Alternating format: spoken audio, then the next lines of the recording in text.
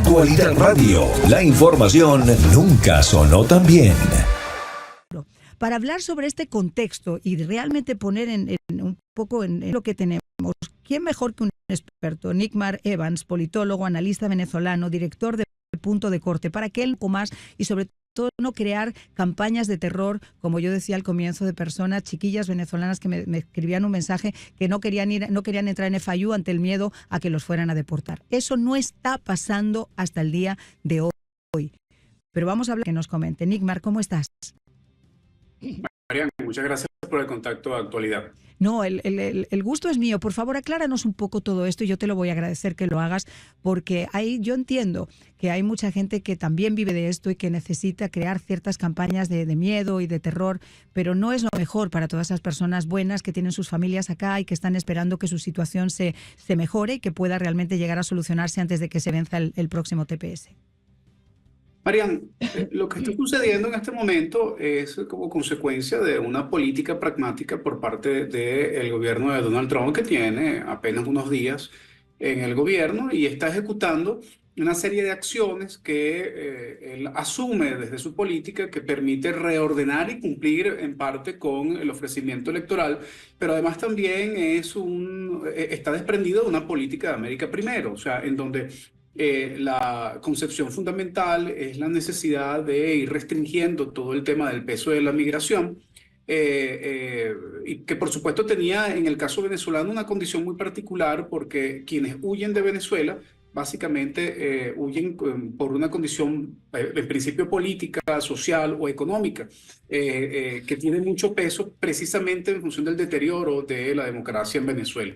El gobierno de los Estados Unidos tradicionalmente había hecho recepción de este tipo de migración y hay que aceptar dos cosas. Primero, que hay mucha gente que ha migrado honestamente o intentando buscar una mejor vida y hay otros que lamentablemente no han migrado en los mejores términos.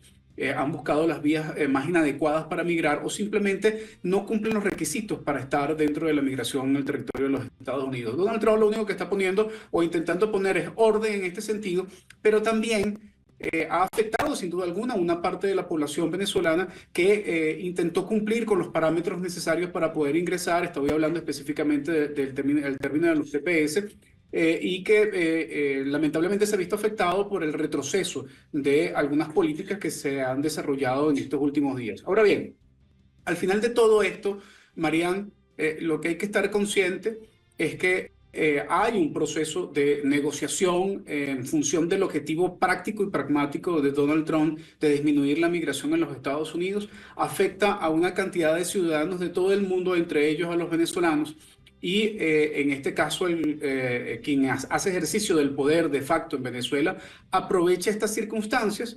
Y por supuesto que incluso es capaz de financiar la repatriación de los venezolanos solamente para ponerse en contexto de la posibilidad de tener una interlocución con el gobierno de Donald Trump, porque necesita aparentar, necesita adornarse de la posibilidad de tener algún tipo de vinculación con el gobierno de Donald Trump, entre otras cosas, para reposicionarse en el poder, especialmente después de un cuestionado resultado producto del 28 de julio, en donde nadie acepta en Venezuela que él ha ganado las elecciones, pero él se ha impuesto a la fuerza, violando cualquier tipo de parámetro democrático, electoral y constitucional en Venezuela. Exacto. Pero fíjate, este no es un gobierno de apariencia, no vive de gobiernos de apariencia, no le interesa absolutamente nada, aparentar nada. Creo que ha sido fáctico lo que ha hecho.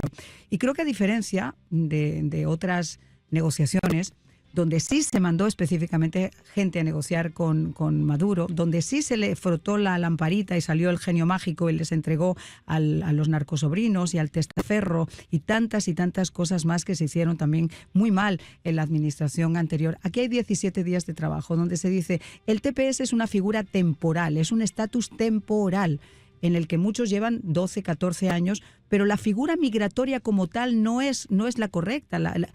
Es como el tema de los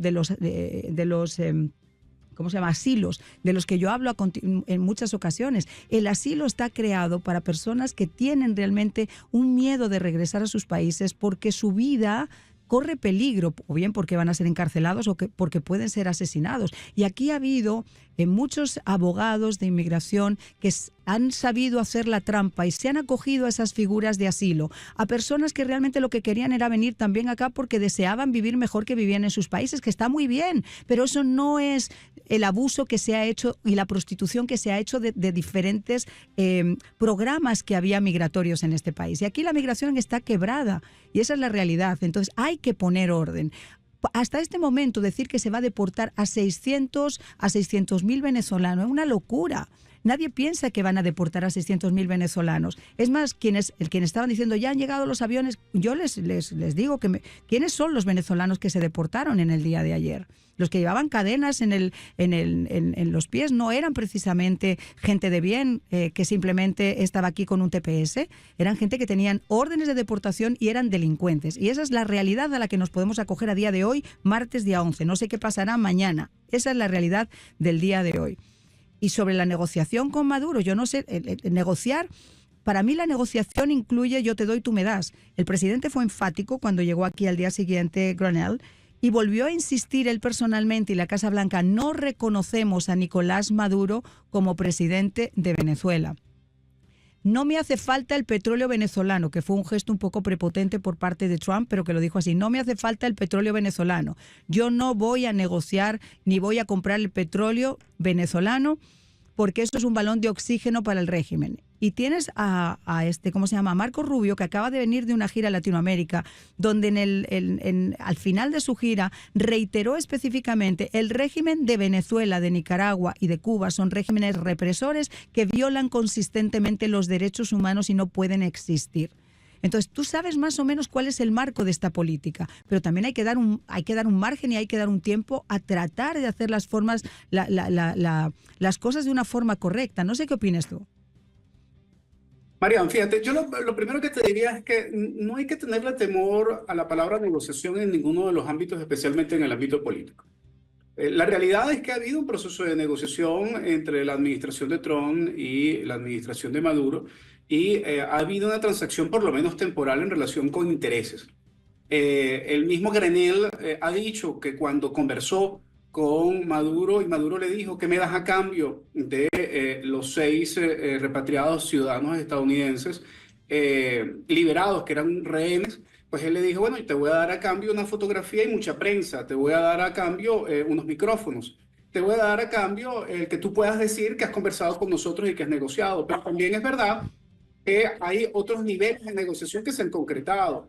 Y los otros niveles de negociación que se han concretado aún a pesar de que es una extensión de una política anterior, el tema de la renovación automática. Eso fue automático, eso ocurrió un día antes justo de estos, no fue algo que impulsara Donald Trump. Sí, pero Donald Trump pudo haber suspendido la medida tal como ha advertido en reiteradas oportunidades si lo hubiese deseado hoy mismo, ayer, el minuto antes del proceso de negociación. El hecho de que se haya permitido esa renovación automática es sin duda alguna una concesión política, producto de una negociación, por lo menos en términos temporales. Entonces, además también es evidente que hay por lo menos 2 políticas en relación con Venezuela en este momento que no sabría yo decirte si están confrontándose, pero que por lo menos van por dos vías distintas desde el punto de vista discursivo.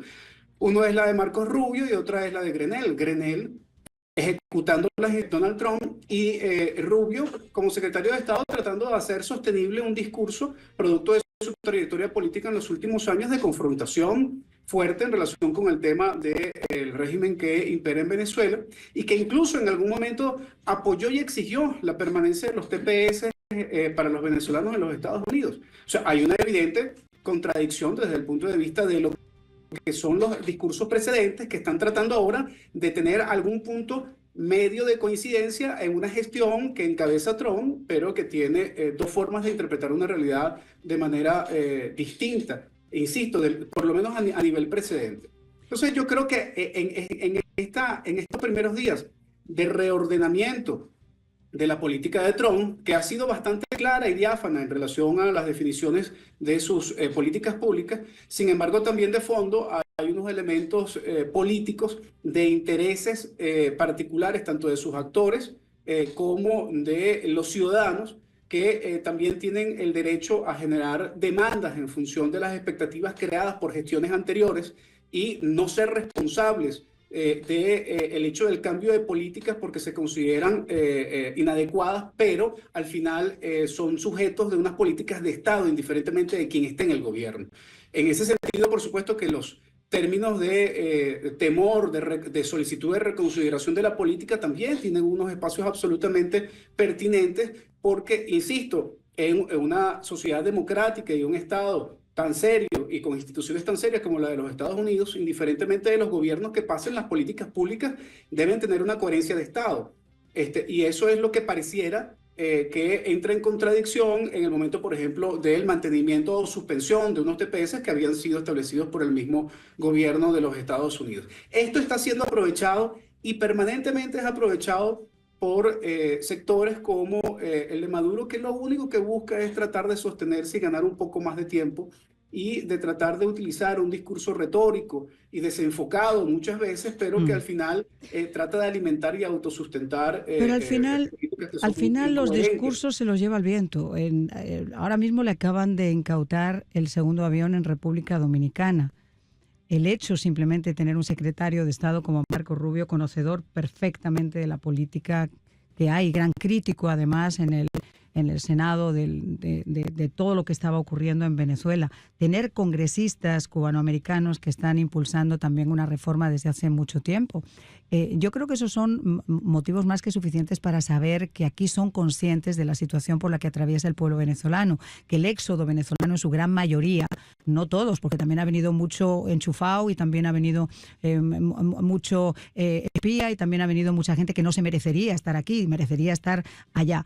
Pero el 98% de la gente que ha llegado buena, que son la que todos nosotros conocemos, pues obviamente esperaban poder concretar de alguna forma su situación migratoria de otra manera.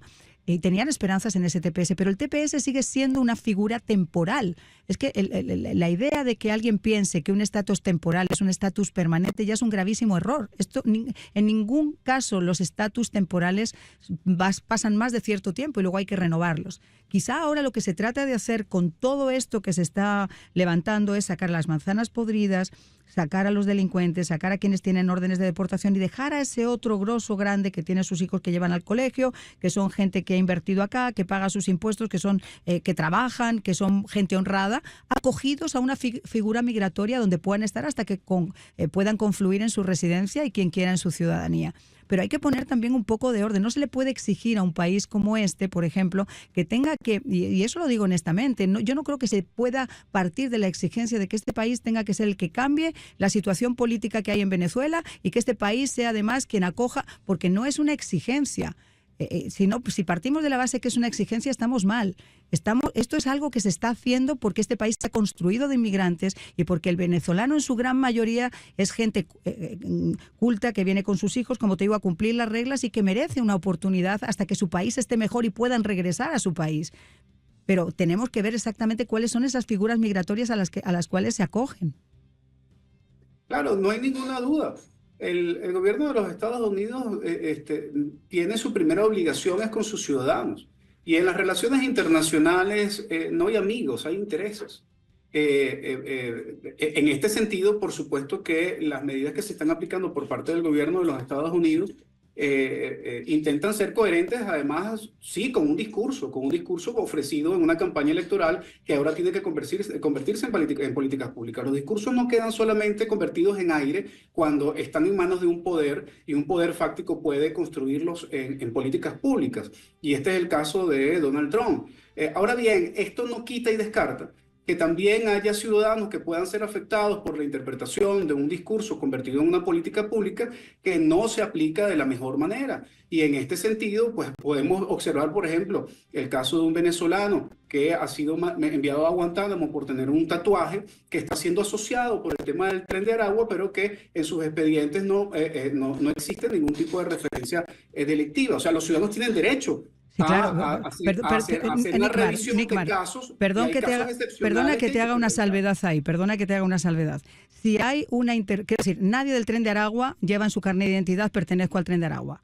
Eso es una realidad. Ninguno de ellos. De los que han detenido en Colorado, ninguno de ellos en Aurora, ninguno de ellos decía yo pertenezco al Tren de Aragua. Pero obviamente cuando la gente llega y te detiene no es el tatuaje, es que hay declaraciones de testigos, es que tienen videos, es que tienen algún tipo de evidencia que les ha hecho pensar a ellos que ese individuo es del Tren de Aragua. O sea, no es solamente que haya cometido el delito in situ, sino María, simplemente eso. Pero si hubiese perfección en la aplicación de políticas públicas ya desde hace mucho tiempo, ni siquiera hubiese entrado en Estados Unidos a alguien del Tren de Aragua. Ahí estamos de acuerdo, amigo mío, ahí estamos perfectamente de acuerdo. Eso quiere decir que hay derecho a hacer la revisión, a hacer el reclamo e incluso a aceptar que se puede estar cometiendo una generalización o señalamientos, en el caso de los venezolanos, en términos de una criminalización, haciendo una generalización de que casi todos los venezolanos son del Tren de Aragua. No, eso tampoco es cierto. Eso es lo que se ha escogido. Tren de Aragua, cuando evidentemente Nickman, eso no es así, ¿no? eso es un discurso que ya nadie compra. Quiero decir, ni el americano tampoco lo compra. Todo el mundo sabe que cuando tú estás hablando del Tren de Aragua, lo que pasa es que dicen, no, es que no hay que hablar del Tren de Aragua porque eso nos hace ver a todos los venezolanos iguales. No, no es cierto. El venezolano generalizado que está en este país en este momento, el 99.9%, 98.9%, es gente, como te digo, honrada, que ha venido por diferentes motivos para acá, no son delincuentes, no son gente del Tren de Aragua, y eso está clarísimo. Pero también hay un 1% que sí es del Tren de Aragua. La cosa es que aquellos que son señalados por algún otro motivo, como el Tren de Aragua, también tienen el derecho a hacer una revisión en relación con su caso y con su expediente. No estoy tratando de justificar ni tampoco tratar de evadir el hecho de que efectivamente hubo una política por parte del gobierno venezolano para generar una migración selectiva, delictiva y delincuencial hacia los Estados Unidos. Pero también el gobierno de los Estados Unidos sí tiene la obligación de hacer la revisión de los casos de manera efectiva, incluso haciendo revisión de los señalamientos que se hagan de manera ciudadana en relación con casos que efectivamente no deban o no puedan estar vinculados con esto. Bueno, porque se está afectando al final no solamente un gentilicio, sino también se están afectando familias y se está afectando incluso la misma política de los Estados Unidos en relación con los criterios que deben aplicarse en relación con el tema de la migración en los Estados Unidos. Al final, creo que coincidimos tú y yo en que la mayoría de los venezolanos que han intentado o que están en Venezuela lo han hecho no solamente en los mejores términos, sino además también en función de un efecto que es un efecto que no se resuelve solamente con el hecho de poder regresar a rehenes ciudadanos estadounidenses o expulsar a venezolanos de los Estados Unidos, porque si no se resuelve el problema de raíz en Venezuela, que es la vuelta a un Estado democrático y de justicia, y de libertad, simplemente la migración seguirá apabullando la frontera en los Estados Unidos y en cualquier otro país por parte de los venezolanos. Eso no tiene solución y estoy plena y absolutamente de acuerdo contigo. Mientras el régimen de Nicolás Maduro siga en Venezuela, mientras ese narcorrégimen esté ahí, da igual que lleguen, van a tratar de seguir regresando, porque hasta los delincuentes, fíjate, no solamente que los empujen, es que ellos mismos también se van. O sea, en Venezuela no se quiere quedar nadie, pero el problema que tiene ahora mismo Venezuela en este instante, en este momento, ya con un presidente elegido democráticamente por el pueblo, con más del 70%, que además es reconocido por la comunidad internacional, por Estados Unidos, pero que fácticamente no tiene ningún poder todavía en Venezuela. Tienes a una abanderada como María Corina que se juega la vida todos los días en las calles, que ha logrado crear un movimiento, que ha logrado crear una imagen de la oposición que no se tenía en el pasado. Y sin embargo, desgraciadamente, todavía eso no podemos hacerlo valer, porque hay un individuo que está usurpando un poder que no le corresponde, pero que sigue siendo a quien obedece el ejército, a quien obedecen los poderes públicos, al que obedece todo. Entonces es el único interlocutor que existe en este momento para poder hacer cualquier tipo de acercamiento. Claro, pero una cosa es aceptar de facto que quien está en el poder es Nicolás Maduro, y otra cosa es facilitarle los micrófonos y las cámaras para que él pueda ufanarse de su condición de ejercicio del poder. Pero cualquier cosa que hubiera hecho. Yo creo que ahí, sin duda alguna, la definición de la forma y del estilo de política por parte de los voceros de Donald Trump, pues tendrán que definir una estrategia un poco más afinada en ese sentido, porque al final lo que están es colocándole muchas veces un megáfono de amplificación, por lo menos en estos primeros días, al hecho de la consolidación de quien está en el poder. Y ojo, yo creo, como tú lo dijiste hace un rato, que aquí nadie, o por lo menos la mayoría de los venezolanos, no están pretendiendo que el gobierno de los Estados Unidos venga a resolver el problema de los venezolanos, No. que deben resolver los venezolanos y que hemos intentado de manera definitiva durante 25 años resolverlo. El problema es que tampoco el hecho de que no haya acciones precisas por parte de determinados gobiernos de apoyar el cambio o de definitivamente darle el cambio a Venezuela, porque no es su responsabilidad, tampoco significa que le facilite también el reposicionamiento de alguien que usurpa el poder. Lo que se haga y lo que se intente de hacer va a estar mal, porque hemos estado 4 años donde un señor sí ha mandado negociadores, sí ha jugado con el destino de los venezolanos, sí ha tenido una doble careta, comprando petróleo y vendiendo petróleo y entregando a los narcosobrinos y entregando al testaferro que le pueda abrir sus bóvedas con los ojos y con su dedito puesto. Eso sí ocurrió, o sea, la lámpara de Aladino ya estuvo la administración pasada, la frontera estaba abierta y todos esos individuos pasaron no porque esta administración estuviera ahí, pero la gente votó por un cambio, la gente no quiere más de eso en Estados Unidos. No quiere más de eso, porque esa es la falsa moral, esa es la doble moral. Eso es decir, yo por un lado no te acepto como presidente, pero por otro lado te voy a dar todo lo que tú quieras y tú puedes seguir incumpliendo cuanto acuerdo hayamos puesto sobre la mesa. Señores, con los dictadores no se negocia, con los dictadores no se van por su cuenta. Estamos totalmente de acuerdo, pero hasta ahora, discúlpame, las acciones hablan por sí solas. O sea, creo que no ha habido un cambio de política en ese sentido, más allá que el cambio de quien está en el poder. Pero hay un negociador, se llama Grenell. Grenell vino al territorio y se dio la mano y se tomó la fotografía con Maduro. ¿Cuál es la diferencia? No, ha habido perdón, absolutamente ninguna. No ha habido un cambio. El hecho de que haya una extensión de una licencia de Chevron quiere decir que hay una continuidad de la política anterior. O sea, hasta ahora por lo menos los venezolanos no percibimos ningún cambio. No, pero es que el tema no está solamente en lo que percibe el venezolano. El tema está en lo que percibe el estadounidense, que en 70%, ahora mismo una encuesta la semana pasada, y el índice de popularidad subió un 70%. Porque nada de lo que está haciendo Donald Trump está fuera de lo que fueron sus promesas de campaña, es lo que la gente ha votado. Marian, el gobierno de Trump gobierna para los estadounidenses, de eso no hay ninguna duda.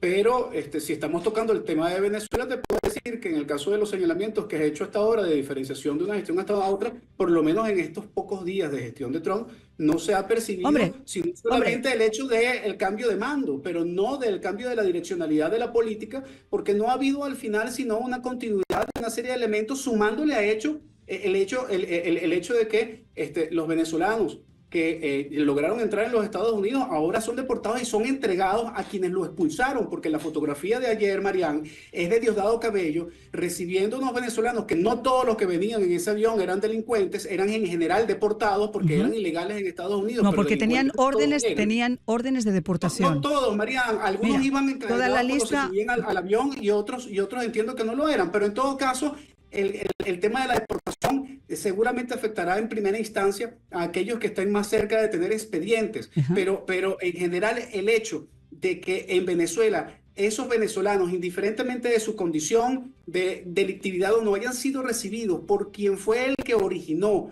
su expulsión por cualquier causa. Estoy hablando de Diosdado Cabello, y que esto lo presente como un éxito solamente es la utilización de una política. Claro, eso lo va a hacer el régimen siempre. Eso para Estados Unidos, pero que en general eso lo va a hacer el régimen siempre, hasta secuestrando 5 minutos a María Corina y diciendo que mira lo que está, y después Diosdado Cabello en su programa de televisión mostrando un bolso y mostrando tal. Ellos siempre van a tratar de captar la atención del público así, pero hay que ir más allá de esas líneas. Y yo creo, y quiero pensarlo, que el hecho de que el propio presidente haya dicho que no va a comprarle petróleo a Venezuela, el hecho de que se hayan sacado esas manzanas podridas y se sigan sacando del tren de Aragua, que sus cabecillas estén yendo hacia Guantánamo, no se los están entregando al señor Diosdado Cabello ni al señor Maduro, esos van a ir derechitos a Guantánamo, que ya hay algunos cuantos. El resto sí, si hay alguno que oiga, porque dentro de una banda delictiva está el que les conduce el coche y el que maneja y el que ordena y el que tal, que ordena el maneja y tal, y el peligro es el que va a ir a Guantánamo. El otro quizá se lo regresen a Diosdado para que sea él el que corra con los gastos de su manutención. Pero yo sí creo, y que es lo que yo quiero pensar, que teniendo un secretario de Estado que ha hecho esas declaraciones, teniendo a un presidente que ha hecho esas declaraciones, teniendo la posibilidad de que esa figura del TPS cambie y se acoja migratoriamente a alguien, porque nadie ha dicho que se vayan a deportar los 600.000 venezolanos que hay aquí ahora. Yo creo que tenemos que ser un poquito abiertos con 17 días de gobierno. 17 días de gobierno, no son 17 meses, son 17 días de gobierno. Sí, bueno, pero son 17 días en donde se ha asumido una dinámica de establecimiento de políticas que, insisto, está muy bien direccionado hacia el tema de buscar mucho más afecto al votante estadounidense, pero que en relación con el contexto internacional pareciera que se moviera todo en función de una vuelta a 360 grados para caer exactamente en el mismo punto, porque, insisto, todavía Chevron sigue vendiendo petróleo, extrayendo petróleo y llevando petróleo a los Estados Unidos, a refinerías de los Estados Unidos, bajo una condición de excepción heredada del gobierno anterior, a pesar de que tiene actualmente el presidente Trump la facultad de suspenderlo, y además al final se termina afectando no solamente a delincuentes, sino también a ciudadanos que entraron de manera regular en los Estados Unidos y que se ampararon bajo bajo un TSP que fue suspendida su acción en su última aplicación. Y esto implica, entre otras cosas... No fue suspendida, no se va a extender. Pero hablemos con propiedad, no se ha suspendido, no se va a extender. Afectando unas 350.000 personas. O sea, hay una afectación real de gente que trató de hacerlo, de entrar a Estados Unidos bajo una serie de parámetros establecidos por el mismo gobierno de los Estados Unidos. En un estatus temporal que no se va a extender, no se suspende. Es que hay que hablar con... Esto no se ha suspendido, no se va a extender, porque es un estatus temporal, no es un estatus definitivo. Es que nadie está exigiendo, Marian, que este sea un estatus permanente, sin duda alguna. ¿Cómo no? Si estamos cuestionando que se pueda extender. Pero hubo una excepción de extensión de tiempo que fue paralizada, Marian. ¿Por qué es ilegal? Porque lo que hizo Biden en el último minuto de su campaña no lo podía hacer. Porque él no puede decir yo me voy y entrego perdones por si acaso y hago todas las cosas que hizo y además voy a extender yo el estatus temporal para la próxima organización. Eso, Marian, es un ordenamiento absolutamente legítimo que tienen derecho los gobernantes de los Estados Unidos a generar. Por eso, y por eso también tienen el derecho de quitarlo. Contradicciones que pueda haber por parte de un Estado que no tiene continuidad en los gobiernos. O sea, porque una Pero cosa claro es que no, por el amor de Dios, son conservadores y son liberales, son republicanos y demócratas. Pero una cosa son las políticas de Estado y otra cosa son las políticas de gobierno. Y aquí hay una contradicción por parte de estos dos tipos de políticas en la mayor democracia del mundo. Entonces, en este sentido, lo único que hay que hacer es una revisión en relación al contexto sobre el cual se aplican estas medidas y las afectaciones que se tienen. Lo único que se tiene que revisar efectivamente es que las medidas que se están tomando afecten realmente a quienes tienen que afectar. Y que no se cometa una generalización, pero además también en el contexto de no se le esté dando alimento a dictadores y autócratas en el mundo. Para que yo creo que eso es precisamente lo que se está tratando. Qué lástima que esta conversación no se hubiera tenido en los 4 años anteriores, porque si hay alguien que realmente haya roto los esquemas y haya llevado a este país al lugar donde nos encontramos, donde ahora se trata de poner curitas a una situación que es demasiado compleja, porque fueron 4 años de una política de puertas abiertas y de despropósito tras despropósito, yo me imagino que curar eso en cuestión de 17 días no es fácil. Habrá equivocaciones, posiblemente sí, pero yo me sigo quedando con lo que tenemos al día de hoy. Y lo que tenemos al día de hoy, y sin supuestos y sin condicionar, yo creo que además de ser positivo para los Estados Unidos, podría llegar incluso a ser positivo también para los propios venezolanos que están acá, para poder limpiar, como decíamos, todo eso y dejar que haya una figura que pueda acoger a todas esas personas que son parte de nuestra sociedad y que realmente se lo merecen. Ojalá sea así, Marian. Hasta ahora, por lo menos por la presión y los reclamos de los venezolanos honestos en los Estados Unidos, que están